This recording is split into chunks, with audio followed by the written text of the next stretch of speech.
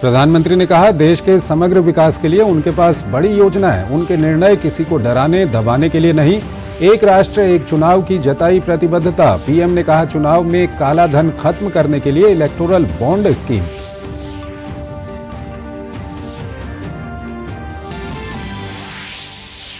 प्रधानमंत्री ने दक्षिणी राज्यों केरल और तमिलनाडु में कांग्रेस, लेफ्ट और डीएमके पर साधा निशाना। कहा, लेफ्ट का अब सिर्फ नाम बचा। प्रधानमंत्री ने डीएमके और कांग्रेस को बताया देश विरोधी। एक झटके में गरीबी खत्म करने वाले शाही जादूगर से सावधान रहने को कहा।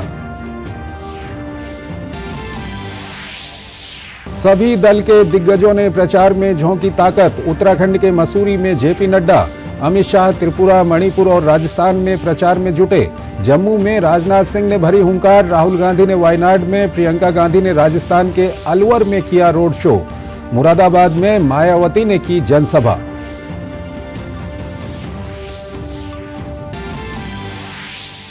शराब नीति घोटाले से जुड़े मामलों में अरविंद केजरीवाल और के कविता की न्यायिक हिरासत 23 अप्रैल तक बढ़ी। केजरीवाल की गिरफ्तारी के खिलाफ याचिका पर हाईकोर्ट के फैसले पर भी सुप्रीम कोर्ट में सुनवाई। अदालत ने ईडी से मांगा जवाब।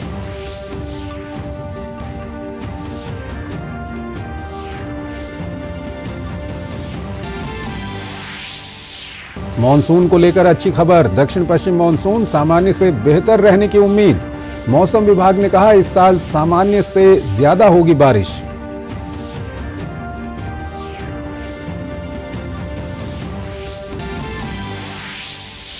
अर्थव्यवस्था के मोर्चे पर अच्छी खबर। देश का विदेशी मुद्रा भंडार लगातार 7वें सप्ताह बढ़कर 648 अरब डॉलर के पार पहुंचा। वैश्विक चुनौतियों के बावजूद कुल निर्यात पिछले साल के उच्चतम रिकॉर्ड को पार करने का अनुमान।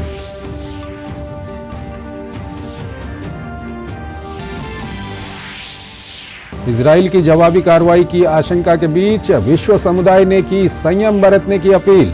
सोमवार को भी हुई इजरायली वॉर कैबिनेट की बैठक। ईरानी हमले को लेकर हुआ मंथन। भारत ने भी दोनों पक्षों से तनाव कम करने का किया आह्वान।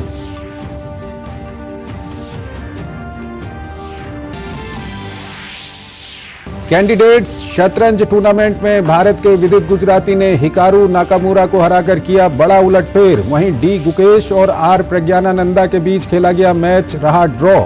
इस ड्रॉ के बाद गुकेश संयुक्त रूप से शीर्ष पर बरकरार।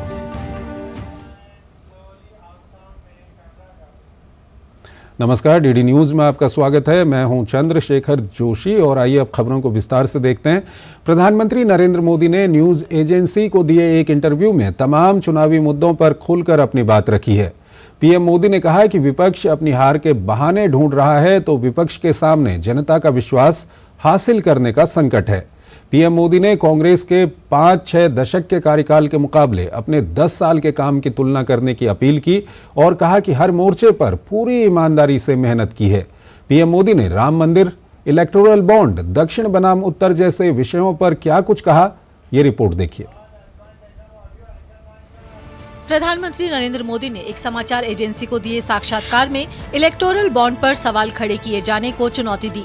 उन्होंने यहां तक कहा कि इस पर संदेह खड़ा कर देश को पूरी तरह से काले धन की ओर धकेल दिया गया है और एक दिन हर किसी को इस पर पछतावा होगा। उन्होंने कहा कि यदि इलेक्टोरल बॉन्ड नहीं होते तो किसी व्यवस्था में वो ताकत नहीं थी कि वो ढूंढ के निकाल पाते कि आखिर पैसा कहां से आया और कहां गया। इलेक्टोरल बॉन्ड का भी विशेषता थी, कैसा झूठ चल रहा है।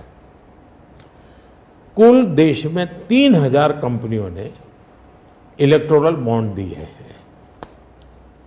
उसमें 3000 में 26 कंपनियां ऐसी हैं जिन पर कार्रवाई हुई है। ये कहते हैं ना ईडी वीडी टिकना फला। 3000 डोनर है, उसमें सिर्फ 26 और उनमें से 16 कंपनियां ऐसी थी छापा जब लगा उस समय बॉन्ड खरीदा। कोई जोड़ सकता है इसको। अगर बॉन्ड खरीदा, लोग ये जोड़ रहे हैं, उसकी विशेषता ये है कि ये जो 16 कंपनियों ने बॉन्ड खरीदा उसमें से 37 पैसा अमाउंट बीजेपी को डोनेशन में मिली। 63% बीजेपी के विरोधी पार्टियों को मिली। प्रधानमंत्री नरेंद्र मोदी ने ईडी के दुरुपयोग को लेकर हो रहे हमलों का भी जवाब दिया। उन्होंने कहा कि ईडी एक स्वतंत्र संस्था है और उसके पास मात्र 3% ही मामले राजनीति के क्षेत्र से जुड़े हैं। 97% जिनका राजनीति से कोई लेना देना नहीं, ऐसे लोगों को हुआ है जो कोई ड्रग माफिया है, कुछ अफसर हैं जो करप्शन करते हैं, कुछ अफसर हैं जो बेनामी संपत्ति बना के बैठे हुए हैं। 97% केस उन पर हुए हैं, जेलों में वो लोग गए हैं। अच्छा मजा देखिए, ईडी एक स्वतंत्र संस्था को काम कर देना चाहिए, नहीं करने देना चाहिए, बनाई क्यों भाई? 2014 से पहले ये संपत्ति अटैच करने का ईडी को अधिकार है। 2014 से पहले उन्होंने सिर्फ 5,000 करोड़ रुपए की संपत्ति अटैच की। कौन रोकता था ईडी को भाई? और किसके लाभ में कहता? मेरे कालखंड में गलत काम करने वालों की 1 लाख करोड़ रुपए की संपत्ति अटैच हुई है। क्या ये देश की जनता का पैसा नहीं है? चुनाव आयोग की कार्यप्रणाली पर उठे सवालों पर पीएम ने पुरानी सरकारों के दौर की याद दिलाई, जब उनकी नियुक्ति बिना पारदर्शी प्रक्रिया के कर दी जाती थी। डीएमके की हालिया सनातन विरोधी टिप्पणी पर पूछे गए सवाल पर पीएम मोदी ने कहा कि यह कांग्रेस से पूछा जाना चाहिए कि आखिर उनकी क्या मजबूरी है कि वो जहर उगलने वाले लोगों के साथ बैठी है। डीएमके का तो जन्म शायद इस नफरत में पैदा हुआ होगा और धीरे धीरे वो नफरत का खेल भी उनका लोग स्वीकार करने नहीं लगे हैं और इसलिए वो नए नए तौर तरीके अपना करके बोल रहे हैं। प्रश्न उनका नहीं है, प्रश्न कांग्रेस जैसी पार्टी का है कि उसने अपना मूल कैरेक्टर गंवा दिया है क्या? जब संविधान सभा में जो लोग बैठे थे तो ज्यादातर गांधीयन लोग थे, ज्यादातर कांग्रेस की विचारधारा से जुड़े हुए लोग थे और पहला संविधान बना, उसके हर पेज पर जो पेंटिंग है रामायण वो सनातन की ही परंपरा से जुड़े हुए हैं। तो आपका संविधान बना, उस संविधान में सनातन का गौरव का हिस्सा था और आज सनातन को इतनी भयंकर गालियां देने की हिम्मत हो और आप उनके साथ चुनाव की राजनीति करें, उनके साथ मंच साझा करें। मजबूरी कांग्रेस की ये देश के लिए चिंता का विषय है। पीएम ने विपक्षी दलों पर राम मंदिर के मुद्दे को वोट बैंक की राजनीति के तौर पर इस्तेमाल करने का आरोप लगाया। उन्होंने कहा कि विपक्ष के लिए यह एक राजनीतिक हथियार था। राजनीतिकरण किसने किया और इसको आज की घटनाओं से मत, जब हमारा जन्म भी नहीं हुआ था, हमारी पार्टी पैदा भी नहीं हुई थी, उस समय अदालत में ये मामला निपटाया जा सकता था, समस्या का समाधान हो सकता था। भारत विभाजन हुआ तो विभाजन के समय ये तय कर सकते हैं चलो भाई इतनी इतनी चीजें ऐसा कर लो, वो नहीं किया गया। क्यों? कि एक ऐसा हथियार हाथ में है जो हथियार वोट बैंक पॉलिटिक्स के लिए मजबूती का एक दांव है, इसलिए उसको पकड़ के रखा गया और बार बार उसको भड़काया गया। अब जब ये अदालत के अंदर मामला चल रहा था, अदालत में अभी जजमेंट ना आए वहां तक कोशिश की गई। न्यायिक प्रक्रिया से होना चाहिए तो हमारा संविधान हमें कहता है और सरकार की तो जिम्मेवारी है, लेकिन उसमें भी अड़ंगे डालना ये क्यों? क्योंकि उनके लिए ये राजनीतिक हथियार था। प्रधानमंत्री नरेंद्र मोदी ने भारत में निवेश के आने की वकालत की। उन्होंने कहा कि पैसा किसी का भी लगा हो, पसीना अपने देश का लगना चाहिए, उसके अंदर सुगंध अपने देश की मिट्टी की आनी चाहिए ताकि देश के नौजवानों को रोजगार मिले। प्रधानमंत्री नरेंद्र मोदी ने रूस और यूक्रेन के बीच जारी युद्ध पर चर्चा की। साथ ही उन्होंने बताया कि किस तरह से उनके प्रयासों से यूक्रेन में फंसे भारतीय छात्रों को वापस लाया जा सका। पीएम ने कहा कि दोनों ही देशों के राष्ट्रपतियों के साथ उनके अच्छे संबंध रहे हैं। युद्ध के दौरान जब भारतीय छात्र वहां फंस गए थे तो उन्होंने दोनों से बात कर रास्ता निकाला। Bureau report, DD news. और आइए अब बात करते हैं 24 की चुनौती की।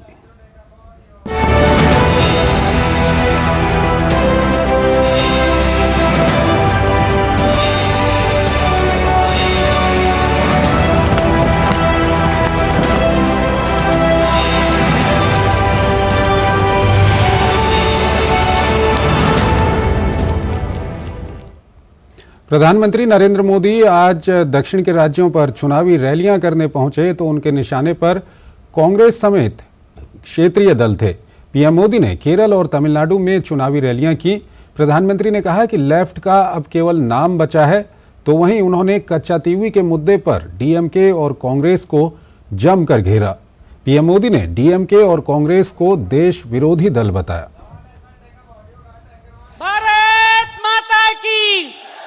दक्षिण के दुर्ग से दुरुस्त परिणाम आए, इसलिए पीएम मोदी का इस क्षेत्र में मैराथन दौरा जारी है। पीएम ने तमिलनाडु के तिरुनेलवेली में दिन की अंतिम रैली को संबोधित किया और देश की सांस्कृतिक विरासत का मुद्दा उठाया। पीएम ने इस मुद्दे पर लगातार की जा रही आपत्तिजनक बयानबाजी पर डीएमके कांग्रेस को जमकर घेरा। प्रधानमंत्री ने पूर्व में भारत की संप्रभुता को कांग्रेस द्वारा तार-तार किए जाने का मुद्दा भी उठाया और भाजपा के संकल्प पत्र में किए गए वायदों को दोहराते हुए जनता से बीजेपी को वोट देने की अपील की। डीएमके और कांग्रेस के पास वोट मांगने के लिए कोई मुद्दा नहीं बचा है।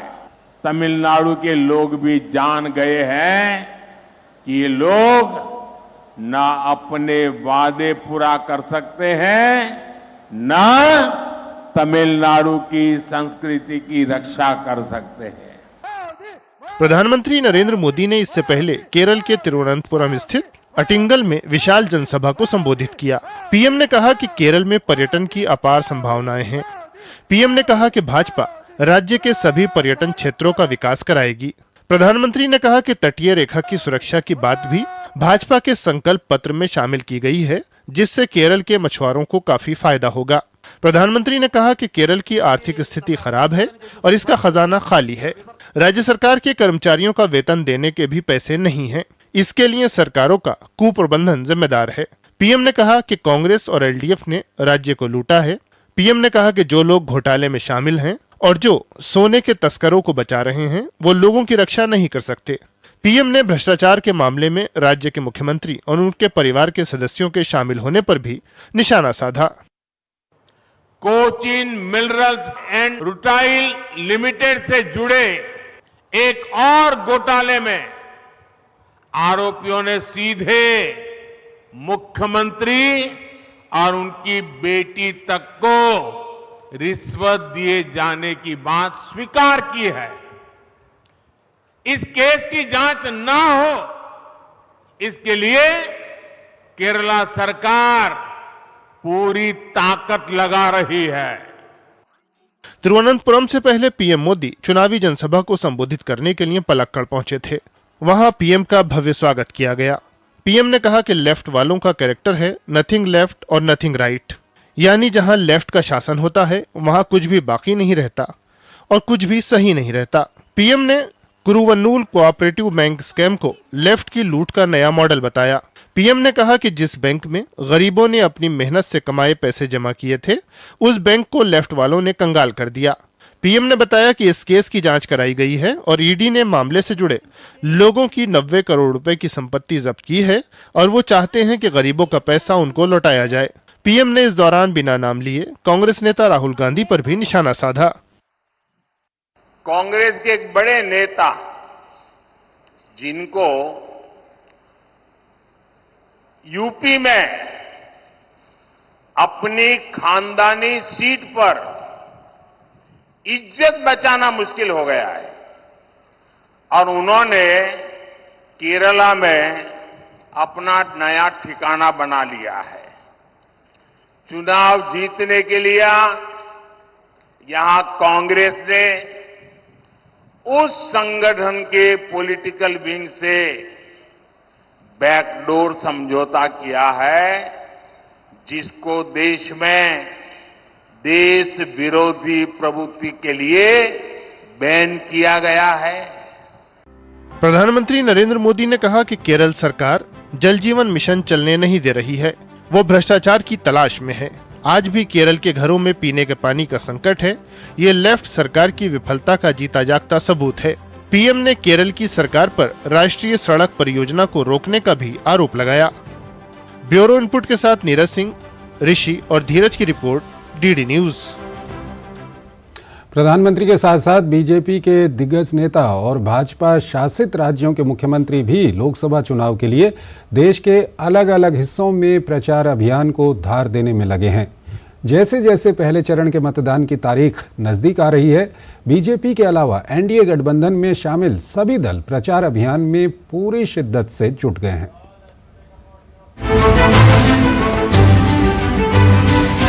लोकसभा चुनाव के पहले चरण की तारीख जैसे जैसे नजदीक आती जा रही है, वैसे वैसे राजनीतिक दलों का प्रचार भी जोर पकड़ता जा रहा है। इसी कड़ी में भाजपा के वरिष्ठ नेता अमित शाह ने त्रिपुरा, मणिपुर में जनसभाएं की और जयपुर में पार्टी के प्रत्याशी के लिए प्रचार किया। उन्होंने कांग्रेस को घेरते हुए कहा कि सिर्फ एक परिवार के भले के लिए इन्होंने कुछ नहीं किया। वहीं भाजपा अध्यक्ष जेपी नड्डा ने उत्तराखंड के मसूरी में प्रचार को धार देते हुए कहा कि पीएम मोदी के नेतृत्व में भारत दुनिया की बड़ी शक्ति के तौर पर जाना जाता है। इसके अलावा पार्टी के वरिष्ठ नेता राजनाथ सिंह ने जम्मू कश्मीर में प्रचार की कमान संभाली। कठुआ में एक रैली के दौरान उन्होंने कहा कि भाजपा जो कहती है वो करके दिखाती है। सालों तक शासन करते रहे, एक भी आदिवासी बेटा बेटी को देश का राष्ट्रपति नहीं बनाया। आज 10 साल के अंदर मोदी जी ने राजनीति की परिभाषा, राजनीति की संस्कृति और राजनीतिक दृष्टि से संकल्प की परिभाषा बदल दी है। कांग्रेस की पार्टी ने पहले ही प्रारंभ से 51 से यह कहना प्रारंभ कर दिया था, हमारी सरकार बना दो, भारत की गरीबी समाप्त कर देंगे, गरीबी दूर कर देंगे। कोई गरीबी दूर नहीं कर पाया। भाजपा के वरिष्ठ नेताओं के साथ साथ भाजपा शासित राज्यों के मुख्यमंत्रियों ने भी चुनाव प्रचार में ताकत झोंक दी है। उत्तर प्रदेश के मुख्यमंत्री योगी आदित्यनाथ ने बिहार के औरंगाबाद और नवादा में जनसभाओं को संबोधित करते हुए महागठबंधन पर तीखे हमले किए। वहीं उत्तराखंड के मुख्यमंत्री पुष्कर सिंह धामी ने भी राज्य में कई जगहों पर जा जाकर प्रचार किया। इस दौरान उन्होंने दावा किया कि प्रदेश की सभी सीटों पर भाजपा विजयी रहेगी। गुंडों का सबसे अच्छा इलाज यूपी में हो रहा है, देख रहे हैं ना कैसा उपचार हो रहा है।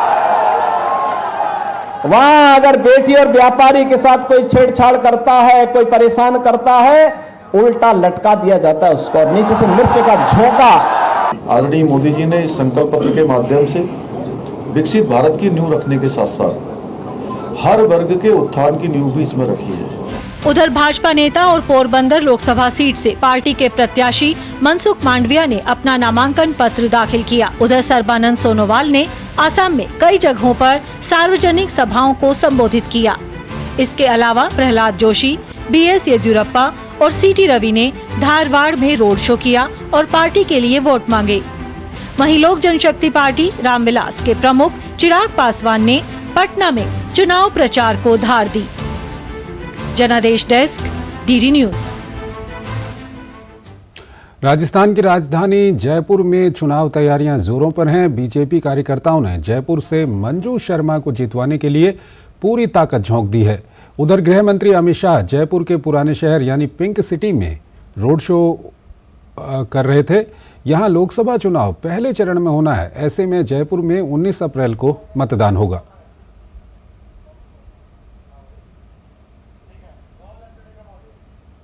अमित शाह जी आज राजस्थान में पधार रहे हैं और कहते हैं राजस्थान की धरती पर जो पावने आते हैं देव तुल्य होते हैं, तो उनके लिए महिलाएं, जयपुर शहर की सारी महिला मोर्चा आज उनके लिए पलक पावड़े बिछाकर बैठी है और हम लोग उनके स्वागत के लिए बिल्कुल आतुर हैं और उस गाड़ी के आगे आगे ये रंग बिरंगी वेशभूषा में महिलाएं चलेंगे। आज हम सब जयपुर वासी भगवामय हुए हैं, आप देख रहे हैं ऊपर से नीचे तक एकदम भगवामय, क्योंकि पूरा हिंदुस्तान भगवामय हो चुका है, राममय हो चुका है और आज देश के राजनीति के चाणक्य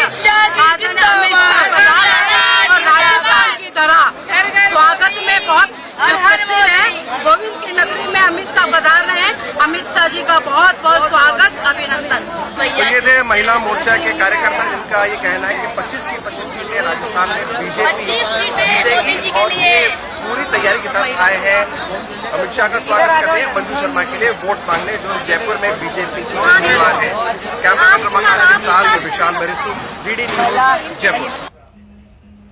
कांग्रेस समेत विपक्षी इंडिया गठबंधन भी लगातार प्रचार में जुटा हुआ है। राहुल गांधी आज केरल पहुंचे तो प्रियंका गांधी राजस्थान के दौरे पर थीं। यूपी में अखिलेश यादव और मायावती भी प्रचार करने उतरे तो उधर बंगाल में ममता बनर्जी ने जनता से समर्थन मांगा। कैसा रहा विपक्षी दलों का आज चुनाव प्रचार, ये रिपोर्ट देखिए। लोकसभा चुनाव की तारीख नजदीक आने के साथ ही प्रचार भी जोर पकड़ता जा रहा है।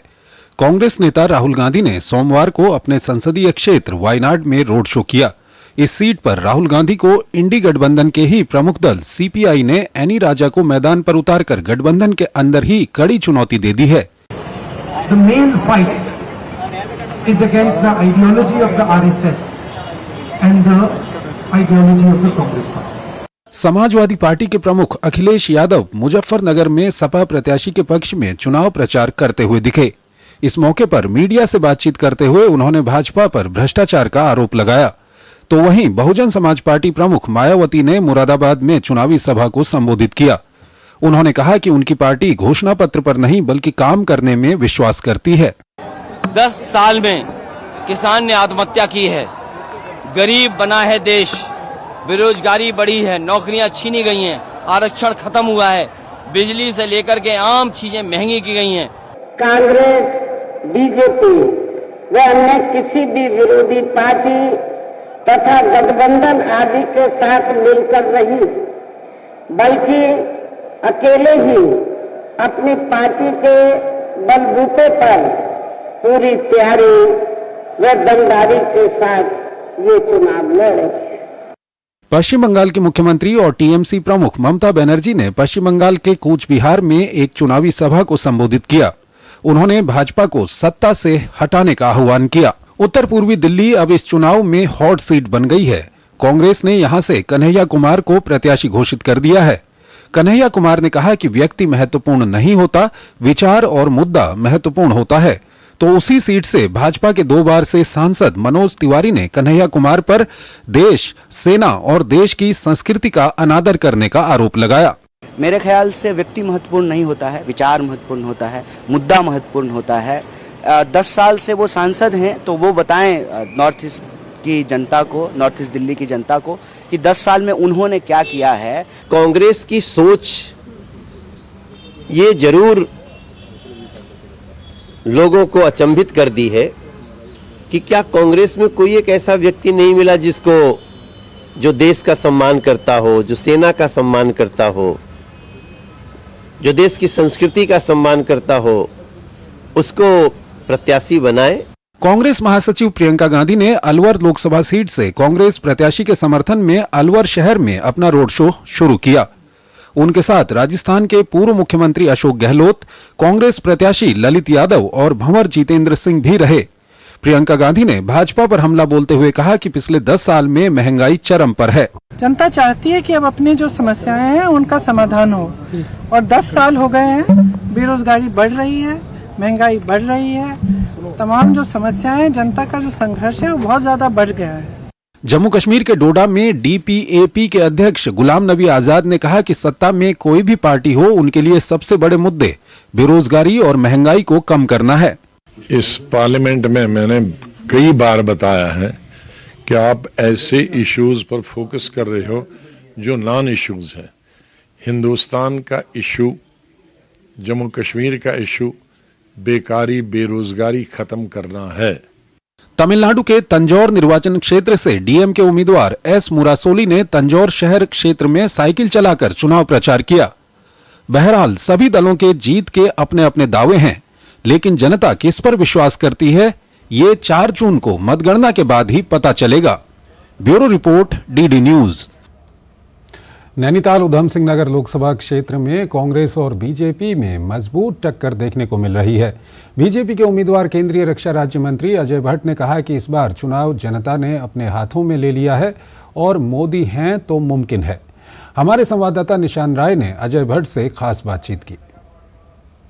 अजय भट्ट जी हमारे साथ मौजूद हैं। मोदी जी ने उत्तराखंड को जब चुनाव के लिए तो रुद्रपुर में उन्होंने शुरुआत की।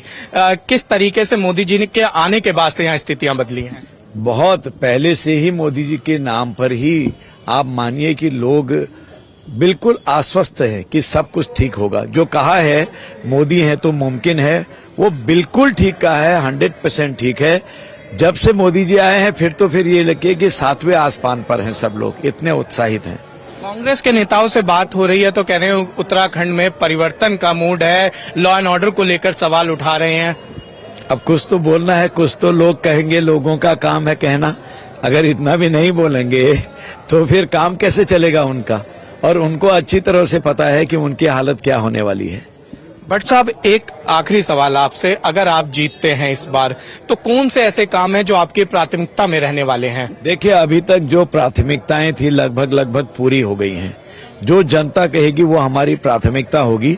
पर मैंने जो सोचा है, जैसे एक मेट्रो ट्रेन की मैं चाहता हूं कनेक्टिविटी हो जाए हमारी, काठगोदाम से लेकर रुद्रपुर से लेकर जसपुर तक, बीच में गदरपुर, बाजपुर, रामनगर और वहां टनकपुर तक खटीमा होते हुए हर विधानसभा जुड़ जाए जो तराई की है। जो विकास किया है 5 सालों में वो भी बता रहे हैं, और जो केंद्र सरकार ने काम किए हैं, विश्व में नंबर 1 पर भारत आ गया है। हम चंद्रयान बना सकते हैं अपने हाथ पर, आज पूरे देश ने नहीं दुनिया ने देखा है। शुक्रिया हमसे बातचीत करने के लिए। तो ये थे बीजेपी से उधम सिंह नगर नैनीताल से उम्मीदवार अजय भट्ट जी और केंद्र में रक्षा राज्य मंत्री। इनका साफ तौर पर कहना है कि विकास के एजेंडे पर ही ये चुनाव लड़ रहे हैं और विकास जो किया है वो जनता के बीच लेके जा रहे हैं। वीडियो जर्नलिस्ट सौरभ बक्सी के साथ निशांत राय, डीडी न्यूज, रुद्रपुर। लोकसभा चुनाव के पहले चरण में 19 अप्रैल को नागालैंड में चुनाव होने हैं। ऐसे में यहां पर चुनावों के लिए सारी तैयारियां पूरी कर ली गई हैं। चुनावों को शांतिपूर्ण ढंग से संपन्न कराने के लिए नागालैंड पुलिस और केंद्रीय सशस्त्र बलों के लगभग 20,000 जवानों को तैनात किया जाएगा।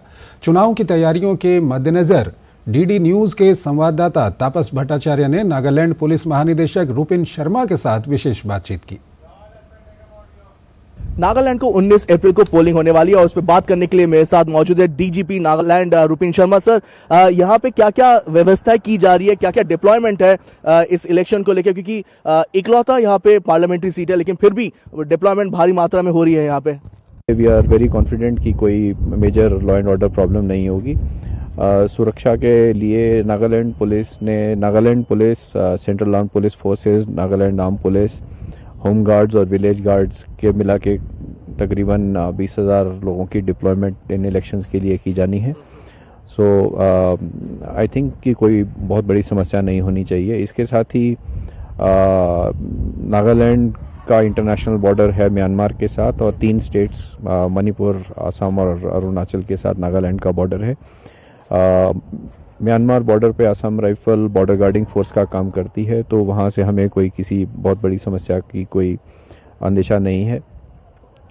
असम, अरुणाचल और मणिपुर के डीजीपीज लेवल पर हमारी बात हो चुकी है। स्टेट पुलिस नोडल ऑफिसर्स के लेवल पे बात हो चुकी है और बॉर्डरिंग डिस्ट्रिक्ट्स के जो एसपीज हैं और जो एसएचओज हैं, जिनको ऑफिसर इंचार्ज यहाँ ओसीज बोलते हैं, उनकी भी बात हो चुकी है ताकि परस्पर सहयोग कर सकें इलेक्शंस के दौरान। सर, एक चीज़ और जानना चाहेंगे आपसे कि कुछ ईस्टर्न नागालैंड के कुछ डिस्ट्रिक्ट हैं, उन्होंने एब्सटेन करने की बात कही है इलेक्शन में। क्या आप उनको अपील कर रहे हैं कि ये एब्सटेन ना करें और डेमोक्रेटिक प्रोसेस में भाग ले, जिससे पिछली बार भी करीब 85% से ज़्यादा था, इस बार भी उतना ही हो? देखिए, डेमोक्रेसी में डायलॉग बहुत महत्व रखता है। आई थिंक डायलॉग टूटने देना नहीं चाहिए। इलेक्शंस होना भी इसी डायलॉग का एक कंटिन्यूम है, एक कंटिन्यूस प्रोसेस है। ईस्टर्न नागालैंड के लोगों की कुछ समस्याएं हो सकती हैं जिनको भारत सरकार और नागालैंड सरकार के साथ बात करके सुलझाया जा सकता है। मेरा अपना विचार है कि ईस्टर्न नागालैंड के लोगों को लोकसभा इलेक्शंस में पार्टिसिपेट करना चाहिए, क्योंकि वो लोकसभा इलेक्शंस के बाद ही डायलॉग का रास्ता उनके लिए भी फिर खुलेगा। फेस्टिवल ऑफ डेमोक्रेसी में हाथ बटाए, ये थे डीजीपी रुपिन शर्मा, जो बता रहे थे कि अपील कर रहे हैं सबसे कि आगे आए और इस फेस्टिवल में भाग ले। और पूरी कोशिश है नागालैंड पुलिस की कि कोई भी वाकया, कोई भी ऐसा चीज़ ना हो जिससे कि इलेक्शन के समय कोई दिक्कत आए किसी को भी। कैमरा पर्सन नवीन के साथ मैं तापस भट्टाचार्य, दूरदर्शन समाचार, कोहिमा, नागालैंड।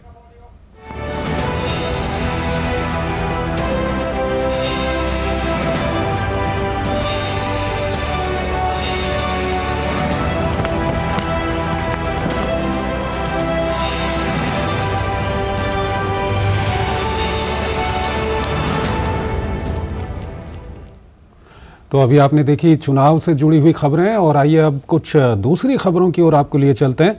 दिल्ली के मुख्यमंत्री अरविंद केजरीवाल की मुश्किलें कम नहीं हो रही हैं। दिल्ली की राउज एवेन्यू कोर्ट ने केजरीवाल की न्यायिक हिरासत को 23 अप्रैल तक के लिए बढ़ा दिया है। केजरीवाल ने सुप्रीम कोर्ट में अपनी गिरफ्तारी को चुनौती दी थी, जिसके बाद कोर्ट ने 24 तारीख तक ईडी से अपना पक्ष रखने को कहा है। दिल्ली के शराब घोटाले मामले में ही गिरफ्तार के कविता की न्यायिक हिरासत को 23 अप्रैल तक के लिए बढ़ा दिया गया है। इस बीच एक अन्य मामले में आम आदमी पार्टी के विधायक अमानतुल्लाह खान की अग्रिम जमानत की मांग को सुप्रीम कोर्ट ने ठुकरा दिया है। दिल्ली शराब नीति घोटाले से जुड़े मनी लॉन्ड्रिंग मामले में आरोपी मुख्यमंत्री अरविंद केजरीवाल की मुश्किलें कम होने का नाम नहीं ले रही हैं। अब दिल्ली की राउज एवेन्यू कोर्ट ने उनकी न्यायिक हिरासत को 23 अप्रैल तक के लिए बढ़ा दिया है। इस बीच दिल्ली हाई कोर्ट के फैसले के खिलाफ अरविंद केजरीवाल की अपील पर सुप्रीम कोर्ट ने ईडी को नोटिस जारी किया है। केजरीवाल की गिरफ्तारी को चुनौती देने वाली याचिका को दिल्ली हाई कोर्ट ने खारिज कर दिया था। कोर्ट ने ईडी को 24 अप्रैल तक जवाब दाखिल करने को कहा है। तो वहीं ईडी की दलीलों पर अगर केजरीवाल जवाब देना चाहते हैं तो 27 अप्रैल तक जवाब दाखिल कर सकते हैं।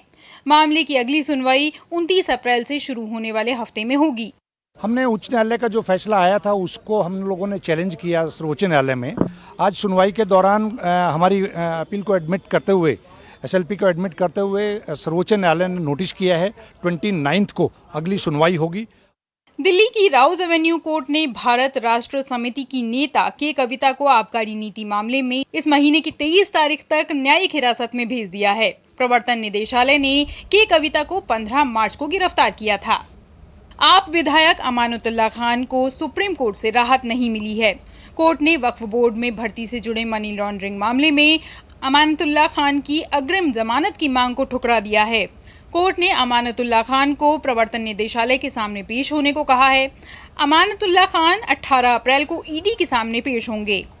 Bureau report, DD news. मौसम विभाग ने मॉनसून को लेकर अपडेट जारी किया है। आईएमडी ने सोमवार को कहा कि भारत में 2024 के मॉनसून सीजन में बादल खूब बरसेंगे। इस बार सामान्य से अधिक बारिश होने की संभावना है और अगस्त सितंबर तक ला नीना की स्थिति बनने की उम्मीद है। मौसम विभाग ने कहा कि इस बार लू से राहत मिलेगी। भारत में 4 महीने के मॉनसून सीजन जून से सितंबर में सामान्य से अधिक बारिश होने की संभावना है, जो कि औसतन 87 सेंटीमीटर यानी 106% होने का अनुमान है। अपकमिंग मानसून को लेकर के क्या कुछ तैयारियां हैं? डीजी महापात्रा जी हमारे साथ हैं। सर, क्या कुछ खास तैयारियां हैं? कैसा इस बार एक्सपेक्ट कर रहे हैं मानसून? आज भारत मौसम विज्ञान विभाग के द्वारा आने वाले मानसून सीजन में कितना बारिश होगा इसका जानकारी दिया गया है। देश के लिए खुशखबरी है कि इस साल सामान्यतः जितनी बारिश होता है इससे ज़्यादा बारिश होने का पूर्वानुमान किया गया है। क्वांटिटेटिवली हमारे भारतवर्ष में on the average 87 centimetre rainfall record किया जाता है 1 जनवरी से 30 सितंबर की टोटल रेनफॉल। और इस साल 87 सेंटीमीटर की 106% ±5% बारिश होने का संभावना है, यानी एबव नॉर्मल रेनफॉल होने का संभावना है। और भारतवर्ष में डिफरेंट हिस्सों का बात करें तो लगभग बहुत सारे हिस्सों में नॉर्मल से एबव नॉर्मल रेनफॉल होने का संभावना है, एक्सेप्ट ईस्टर्न इंडिया के कुछ हिस्से जैसे कि उड़ीसा और adjoining areas of West Bengal, Jharkhand और नॉर्थ ईस्टर्न स्टेट्स में आसाम, मेघालय, नागालैंड, मणिपुर, मिजोरम, त्रिपुरा के अधिकांश हिस्सों में और लद्दाख, जम्मू एंड कश्मीर, हिमाचल प्रदेश कुछ हिस्सों में बारिश सामान्य से कम होने का संभावना है। बिल्कुल, चुनावी माहौल भी है तो कैसे राहत मिलेगी, क्योंकि बहुत सारे ऐसे राज्य हैं जहाँ काफ़ी हीट देखने को मिल रही है। चुनावी को देखते हुए हम स्पेशल बुलेटिन भी हम इशू कर रहे हैं। हीट वेव का पूर्वानुमान पहले हम मार्च महीने में जारी किए थे, इसका अपडेट फिर 1 अप्रैल में जारी किए और इसको फॉलो करते हुए हर हफ्ते हम अगले 2 हफ्ते में कैसे होने वाले जारी कर दे रहे हैं और हर दिन हम नेक्स्ट 7 डेज़ का फोरकास्ट भी दे रहे हैं। अभी ऑलरेडी अप्रैल महीने का फर्स्ट हफ्ता में एक स्पेल हो चुका है। इसके बाद थंडरस्टॉर्म होते हुए सेंट्रल इंडिया और नॉर्थ ईस्ट इंडिया में टेम्परेचर नॉर्मल या बिलो नॉर्मल है और ईस्टर्न इंडिया में अभी जो थोड़ी सी राहत मिला था अभी फिर टेम्परेचर बढ़ रहा है। फार्मर्स के लिए खुशखबरी है कि पूरा कंट्री एज ए होल अच्छा बारिश होने का संभावना है। तो आपने साफ तौर पे सुना किस तरह से डीजी अर्थ एंड साइंस ने बताया कि किसानों के लिए अच्छी खबर है, बारिश अनुमान के हिसाब से अच्छी देखने को मिलेगी और अच्छी फसल भी देखने को मिलेगी। Mukesh Shukla, DD news Delhi. अर्थव्यवस्था के मोर्चे पर देश के लिए अच्छी खबर है। भारतीय रिजर्व बैंक की ओर से जारी ताज़ा आंकड़ों से मिली जानकारी के मुताबिक सोने के भंडार में तेज बढ़ोतरी के चलते देश का विदेशी मुद्रा भंडार लगातार 7वें सप्ताह बढ़कर 648 अरब डॉलर के पार पहुंच गया है, जो अब तक का उच्चतम स्तर है। 5 अप्रैल को समाप्त सप्ताह से पहले विदेशी मुद्रा भंडार 645 अरब डॉलर था, जो सप्ताह खत्म होने पर 2.98 अरब डॉलर बढ़कर 648 अरब डॉलर हो गया। इस बढ़ोतरी में गोल्ड रिजर्व का योगदान सबसे अधिक रहा, जो 2.398 अरब डॉलर बढ़कर 54.558 अरब डॉलर पर पहुंच गया। Foreign currency assets FCA 54.9 crore dollar की बढ़ोतरी के साथ 571 अरब डॉलर से अधिक पर पहुंच गया।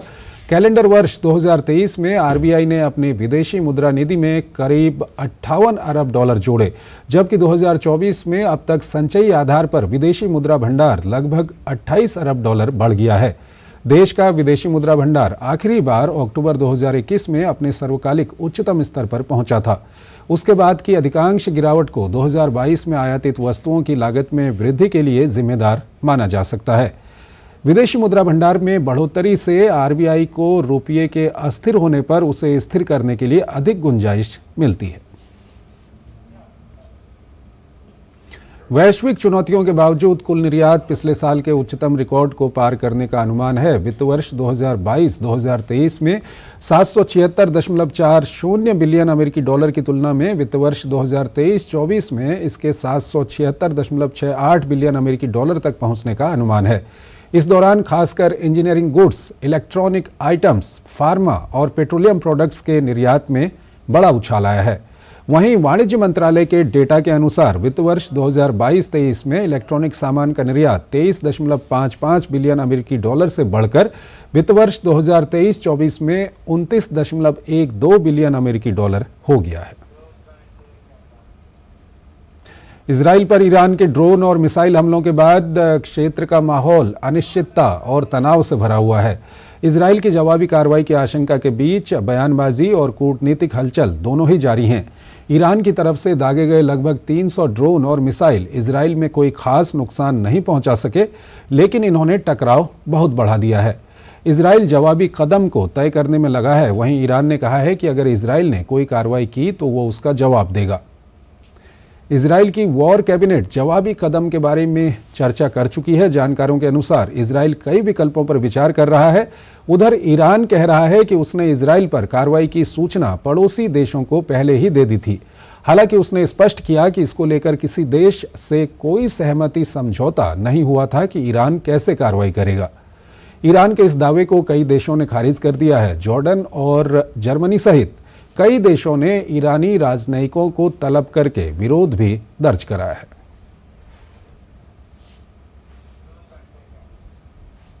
सोमवार शाम दिल्ली के ऐतिहासिक जाकिर हुसैन कॉलेज का 62वां वार्षिक महोत्सव हुआ। इस अवसर पर राष्ट्रीय स्वयंसेवक संघ के सह सरकार्यवाह डॉक्टर कृष्ण गोपाल मुख्य अतिथि के तौर पर शरीक हुए। इस अवसर पर विभिन्न प्रतियोगिताओं में उत्कृष्ट प्रदर्शन करने वाले युवाओं को सम्मानित भी किया गया।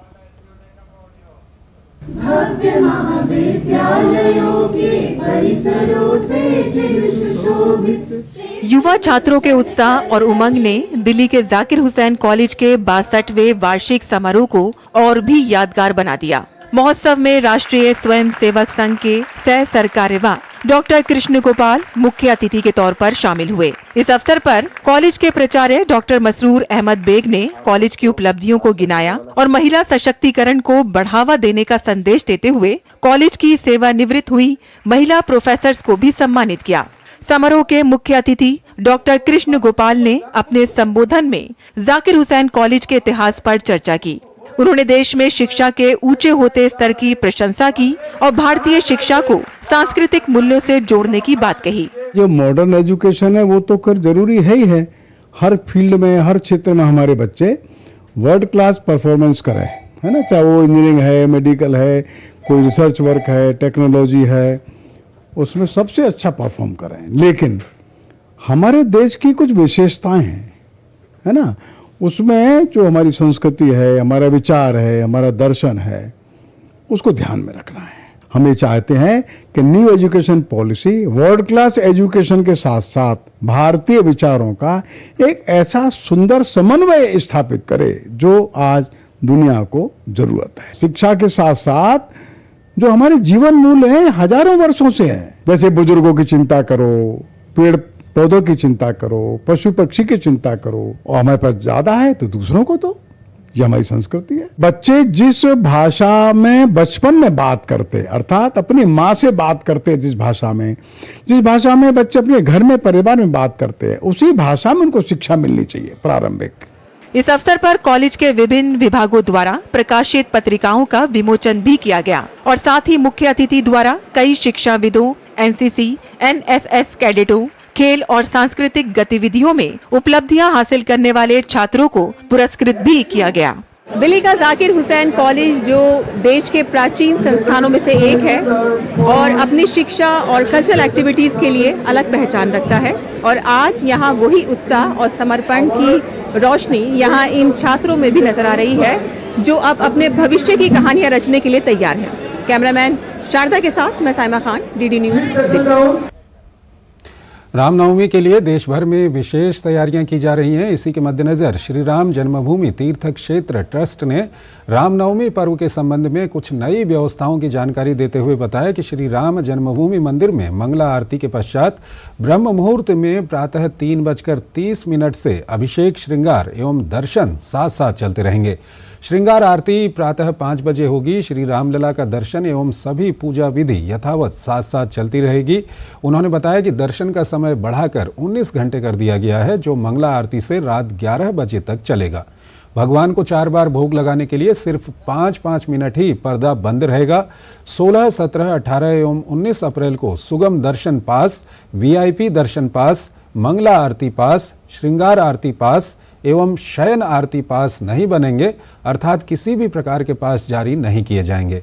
श्री राम जन्मभूमि मंदिर में संपन्न होने वाले सभी कार्यक्रमों का सजीव प्रसारण अयोध्या नगर निगम क्षेत्र में लगभग 80 से 100 स्थानों पर एलईडी स्क्रीन लगाकर दिखाया जाएगा। ये कार्य प्रसार भारती द्वारा श्री राम जन्मभूमि तीर्थ क्षेत्र की ओर से श्रद्धालुओं की सुविधा के लिए किया गया है। इसका सीधा प्रसारण उपलब्ध रहेगा।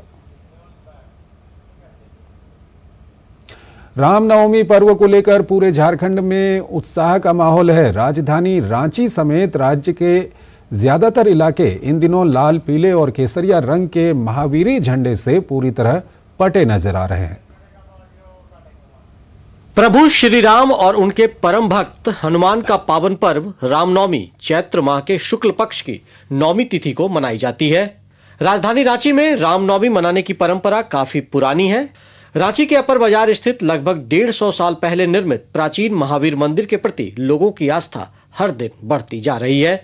मान्यता और श्रद्धा ऐसी है कि रांची के सभी रामनवमी अखाड़े के जुलूस इस मंदिर में आने के बाद ही तपोवन मंदिर के लिए गुजरते हैं। ये अपर बाजार महावीर चौक प्राचीन हनुमान मंदिर रांची का लगभग 150 साल वर्ष पुराने हैं और यहाँ पे हनुमान जी की प्रार्थना करने से सारी मनोकामनाएं पूरी होती हैं और प्राय रांची के सभी अखाड़ों का जुलूस महावीर चौक पर आने के बाद तपोवन मंदिर के लिए प्रस्थान करते हैं। रामनवमी को लेकर लोगों में गजब की भक्ति और उत्साह देखने को मिल रही है। घरों, मंदिरों और रामनवमी अखाड़े में महावीरी पताका लगाने के लिए लोग जमकर खरीदारी कर रहे हैं। इस दुकान से मैं बहुत पुराना झंडा लेते आ रहा हूँ।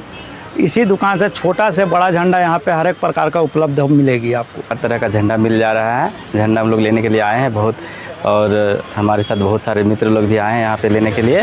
हम लोग कभी कोई कहीं पे तलवार खरीद रहे हैं, कहीं पे लाठी खरीद रहे हैं, कहीं पे ये हम लोग गद्दा खरीद रहे हैं। रामनवमी का पावन पर्व रांची में श्रद्धा, भक्ति और उल्लास के साथ साथ आपसी सौहार्द एवं भाईचारे का भी प्रतीक है। छोटे आकार से लेकर बड़े बड़े झंडों के निर्माण और बिक्री में हिंदू और मुस्लिम समुदाय के कई ऐसे परिवार हैं जिनकी कई पीढ़ियां इस काम से जुड़ी हुई हैं। इनका मानना है कि यह पर्व आपसी भाईचारे को और अधिक गहरा बनाता है। हम लोग जो है इसको करीब करीब हमारे दादा के समय से यहाँ पे लगा रहे हैं। करीब करीब जो है 60 बरस से यहाँ पे दुकान लग रहा है। हम लोग एक मुस्लिम विभाग से है, लेकिन फिर भी हम लोग इसको जो है लगा करके यहाँ पे लोगों का सहायता करते हैं, मदद करते हैं। हम लोग तकरीबन तीसरी पीढ़ी है जो मैं इस बार ये झंडा बेच रहा हूँ। तकरीबन 10 सालों से मैं बेच रहा हूँ और हमारे यहाँ रामनवमी का जो झंडा होता है वो सबसे छोटे साइज से लेके बड़े से बड़े अखाड़ा लोगों का जो झंडा बनता है वो हम लोग बनाते हैं। 101 मीटर, 151 मीटर, 201 मीटर, 501 मीटर तक एक एक झंडे हम लोग बनाते हैं। रामनवमी के दिन रांची में मर्यादा पुरुषोत्तम प्रभु श्री राम, भाई लक्ष्मण, माता सीता और संकट मोचन हनुमान की भव्य झांकी निकाली जाती है। रांची के अलग अलग अखाड़े से बड़ी संख्या में लोग नगर भ्रमण करते हुए तपोवन मंदिर में शोभा यात्रा का भव्य समापन करते हैं, जिसको लेकर अभी से ही उल्लास का माहौल नजर आ रहा है। रांची से करमबीर के साथ मैं दिवाकर कुमार। काशी विश्वनाथ मंदिर में ट्रस्ट जहां श्रद्धालुओं को अच्छी व्यवस्था दे रहा है, तो वहीं इस नवरात्रि में तरह तरह के सामाजिक अनुष्ठान कर रहा है। इन अनुष्ठानों के बारे में डीडी न्यूज से खास बातचीत में वाराणसी के मंडलायुक्त कौशल राज शर्मा ने बताया, जिसमें रुद्राभिषेक से लेकर पूजा पाठ शामिल है। अभी चूंकि नवरात्रि चल रही है और नवरात्रि में काशी विश्वनाथ धाम का जो ट्रस्ट है उसने ऐसी व्यवस्था की है कि लगातार बाबा के लिए कुछ न कुछ होता रहे। इस पर बात करने के लिए वाराणसी के कमिश्नर कौशल राज शर्मा जी हैं। शर्मा जी, ये नवरात्रि में आप लोगों ने क्या व्यवस्था कर रखी है बाबा के धाम में, और क्या अभी चूंकि नवमी पड़ेगा परसों तो क्या होगा उसमें? नववर्ष का जो चैत्र प्रतिपदा है वहाँ से लेकर और ये शुभ समय जो होता है नवरात्रि का, उसी में श्री काशी विश्वनाथ धाम में सामाजिक और धार्मिक कार्य यहाँ पे संपन्न करवाए जा रहे हैं। चैत्र प्रतिपदा में सामाजिक कार्यों में सबसे पहले काशी विश्वनाथ मंदिर की तरफ से निःशुल्क भोजन सेवा कई अस्पतालों में शुरू की गई और भोजन वितरण व्यवस्था जो तीमारदार होते हैं, जो मरीज होते हैं, उनके लिए प्रारंभ की गई। रामनवमी आएगी तो रामनवमी के दिन यहाँ पे सुंदरकांड का पाठ चलेगा। साथ ही साथ अयोध्या में जो सूर्य तिलक भगवान श्री राम का होगा उसका लाइव प्रसारण के साथ साथ भजन संध्या का आयोजन करके ये सारे 9 दिन के कार्यक्रम का जो सिलसिला चला है उसका समापन हो। विशेष दिनों में ये कार्य प्रारंभ किए गए। आगे भी ऐसे विशेष दिन जब आते रहेंगे, इसी प्रकार के सामाजिक और धार्मिक कार्य यहाँ पे संपन्न कराते रहेंगे। विशेष कार्य नवरात्र में चल रहे हैं और आगे भी ऐसे कार्य किए जाते रहेंगे जिससे लोगों को, श्रद्धालुओं को जोड़ा जा सके बाबा विश्वनाथ के धार्मिक और सामाजिक कार्यों से। Doctor Rikesh Bahadur Singh Gautam, DD news, Kashi Vishwanath Dham, Varanasi.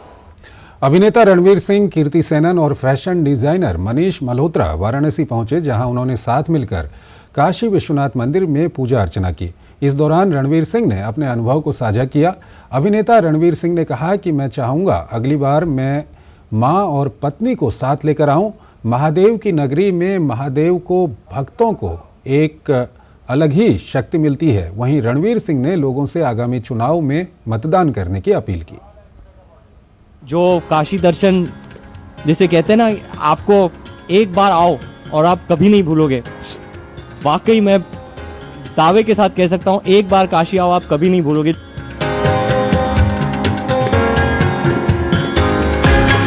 जो मोदी जी ने यहाँ किया है, जो सुधार लेकर आया है, जो रीवैम्प किया है कॉरिडोर को, कि and I am very happy about it and I am very proud about it.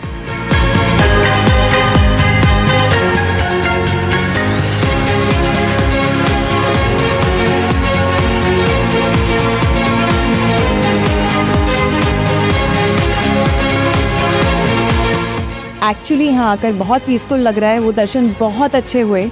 Mahadev की नगरी में ये जब महादेव के भक्त आते हैं तो आप सोच ही सकते हैं कि क्या अनुभव रहा होगा जब हम काशी मंदिर में गए थे। मोदी जी का पर्पस यही था, उनका उद्देश्य यही था कि वो सेलिब्रेट करें अपने रिच कल्चरल हेरिटेज को, हमारी हिस्ट्री को, हमारी लेगेसी को, क्योंकि हम जो भारतवर्ष है अब मॉडर्निटी की तरफ ऐसे बढ़ रहे हैं, इतनी स्पीड से बढ़ रहे हैं, पर हमें हमारे रूट्स, हमारी कल्चरल हेरिटेज ये कभी नहीं भूलनी चाहिए। इसलिए विकास भी, विरासत भी।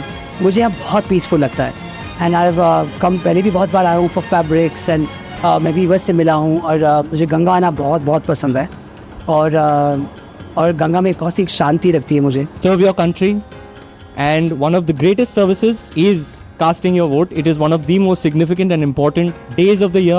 Mark it on your calendar. Don't forget it. Go out and vote. अंतर्राष्ट्रीय योग दिवस को लेकर राजधानी जयपुर में अभी से तैयारियां शुरू हो गई हैं। इस बार अंतर्राष्ट्रीय योग दिवस की थीम महिला सशक्तिकरण है। अंतर्राष्ट्रीय योग दिवस के 67 दिन पहले आज जयपुर के जवाहर सर्किल पर योग गुरु ढाकाराम के नेतृत्व में योग उत्सव का आयोजन किया गया।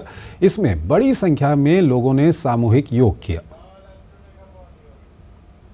अंतर्राष्ट्रीय योग दिवस के कुछ ही दिन शेष रह गए हैं। इसी 100 डेज काउंटडाउन के दौरान आज यहाँ जवाहर सर्किल पे योगापीठ संस्थान योग गुरु ढाकाराम जी के द्वारा, इनकी संस्था के द्वारा विभिन्न संस्थाओं को एक साथ में लेकर प्रातः काल पत्रिका गेट पर योग का एक सुरम्य वातावरण है वो यहाँ बना हुआ है। योग की एक अद्भुत ऊर्जा को हम सब ने महसूस किया है। योग ऐसा है ना, जिसके ऊपर लग जाए उसका पॉलिश हो जाता है। तो अगर आपका मन शांत है तो आप कभी भी अच्छी चीज़ें सोचेंगे।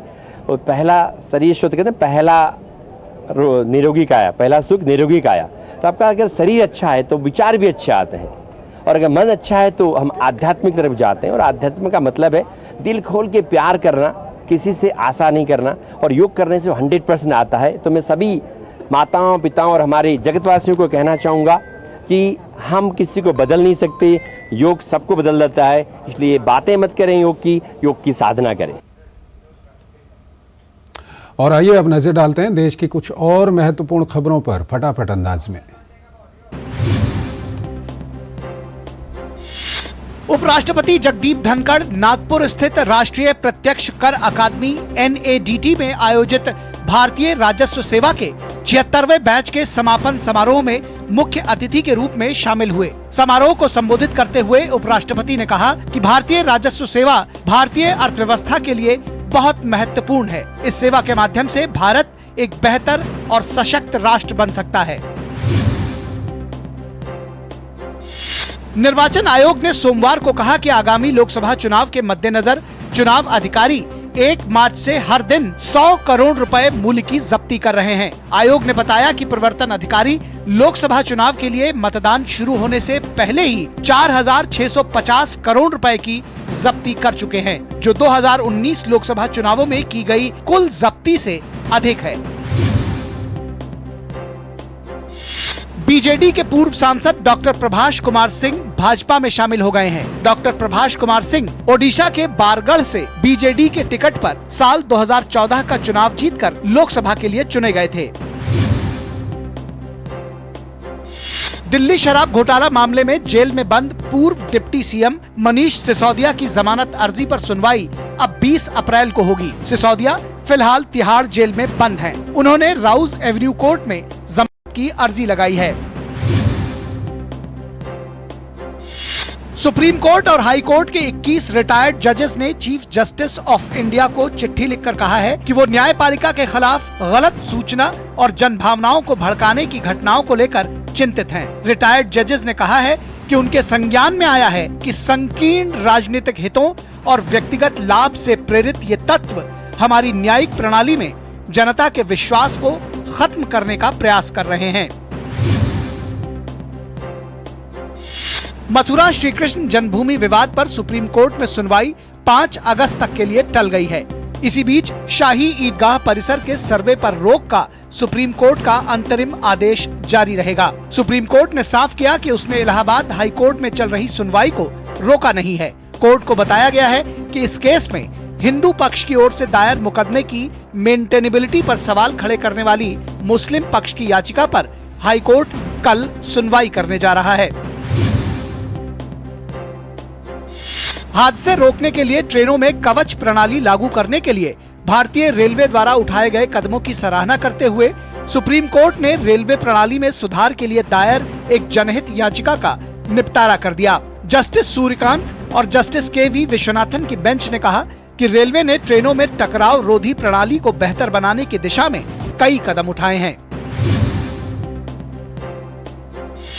उत्तराखंड के 4 धाम बद्रीनाथ, केदारनाथ, गंगोत्री व यमुनोत्री की यात्रा करने के लिए ऑनलाइन पंजीकरण की प्रक्रिया आज से शुरू हो गई है।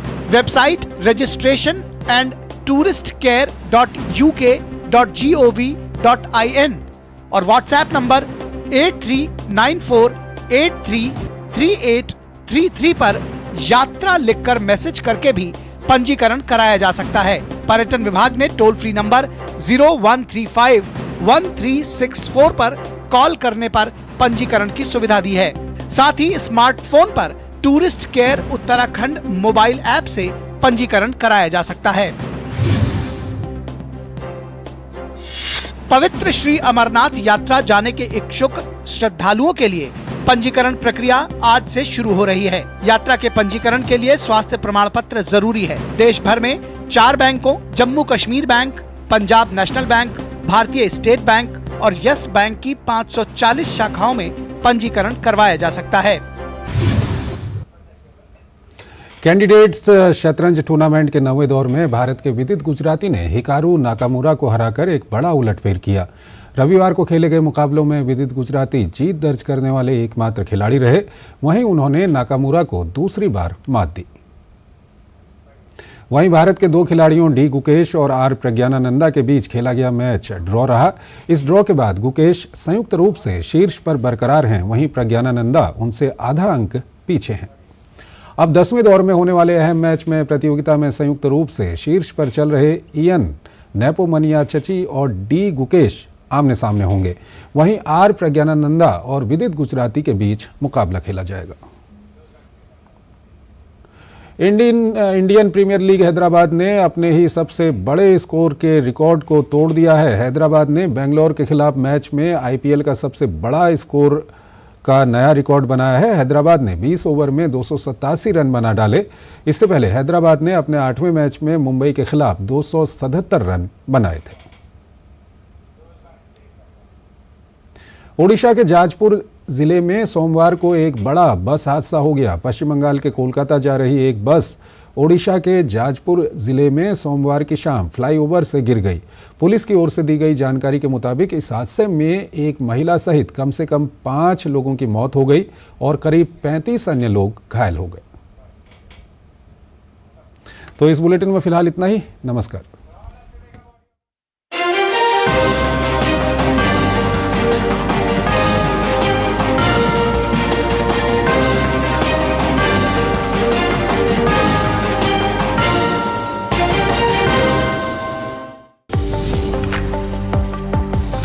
दुर्घटना में प्राथमिक चिकित्सा का है विशेष महत्व। घायल व्यक्ति को सावधानी से निकालें, व्यक्ति की सांस व नब्ज जांच लें। चोट लगने पर तुरंत प्राथमिक उपचार आवश्यक है। खून बह रहा हो तो कपड़ा बांधकर रोकें। घायल व्यक्ति को खड़ा करने या चलाने की कोशिश बिल्कुल न करें।